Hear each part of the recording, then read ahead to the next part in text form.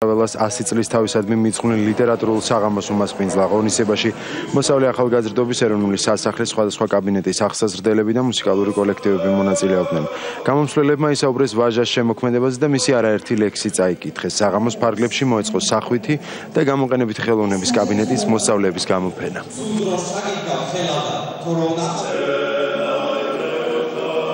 Ჩემმა მოსწავლეებმა შექმნეს ერთგვარი ლიტერატურული ეტიუდი ვაჟას შემოქმედების შესახებ. ისინი წარმოაჩენენ ლექსებს, ცხოვრებისეულ ეპიზოდებს, წერილებს წაიკითხავენ ვაჟას შემოქმედების შესახებ და რაც ყველაზე მნიშვნელოვანია, ვაჟას ლექსებს წაიკითხავენ მსოფლიოს სხვადასხვა ენაზე.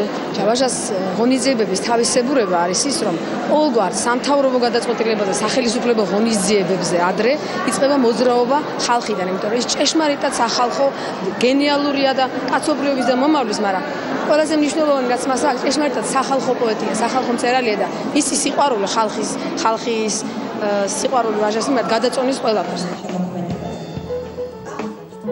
საქართველოს და მსოფლიო იმედის ობიექტი.